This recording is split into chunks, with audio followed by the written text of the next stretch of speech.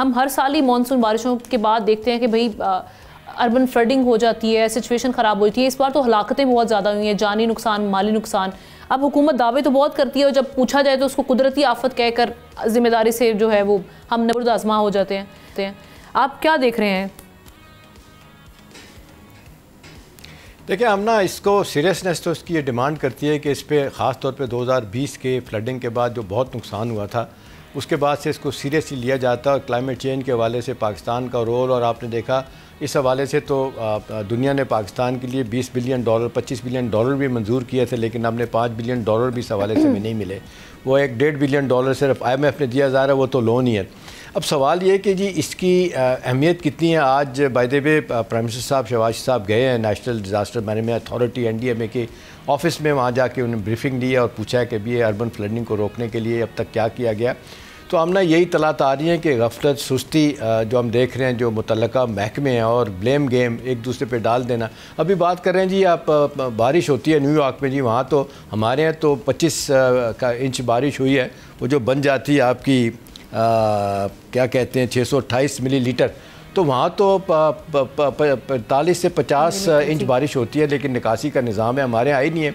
ये urban flooding को counter करने के लिए हम ना ये कहा जाता है दुनिया में नीदरलैंड का निज़ाम सबसे अच्छा है। हमने भी इसको कोशिश की थी अपनाने की, वो आजमाइशी तौर पे तो इसको किया गया, लेकिन इसके बाद जो बात आप कर रही ना, फिर इसको हमने देखा कि इसको छोड़ दिया गया। अब इसको न्यू नॉर्मल के तौर पे एक अरसे से लिया जा रहा है कि जी फ्लड्स आएंगे, इस तरह की तो चीज़ें होती हैं। लोगों को कहा जाता है कि जी आप पहले से पेशबंदी करें। भाई लोग क्या करें, 70-80% लोग देहातों में रहते हैं, मुश्किल से अपनी ज़िंदगी पूरी करते हैं, उनसे आप तवक्को करते हैं क्या करें। मैक्सिमम यही हो सकता है कि आपकी वार्निंग के बाद वहाँ से दूर चले जाएँ, ख़ास तौर पे जहाँ फ्लडिंग हो रही है, वहाँ पे जहाँ सैलाब ज़्यादा आने हैं। लेकिन ये कोई तरीका नहीं है। आपको इसको रोकने के लिए मेरा ख्याल है क्लाइमेट चेंज की वजारत सारी दुनिया में बहुत अहमियत हासिल करेगी। हमारे यहाँ तो जब माजरत के साथ जो नकम्मा आदमी होता है जिसका कोई काम नहीं होता, उसको इस वजारत पे लगा देते हैं। शहरी रमान जब बनी थी उन्होंने बड़ा काम किया था पीपल्स पार्टी के दौर में।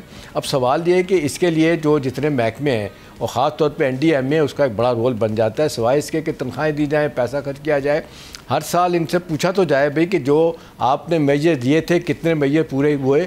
और ये जो पता था आपको कि इतनी बारिश होगी और इतनी तबाही फिरेगी कश्मीर से कराची तक, इसको रोकने के लिए कोई आपने प्लान बनाया, कोई स्ट्रेटजी बनाई? तो बज़ाहिर लगता नहीं है। वो बस लोग यही कहते हैं कि जी लोग अपने तौर पे करें, और बारिशें हैं ये तो अल्लाह की तरफ से आफात आती हैं, हम क्या करें।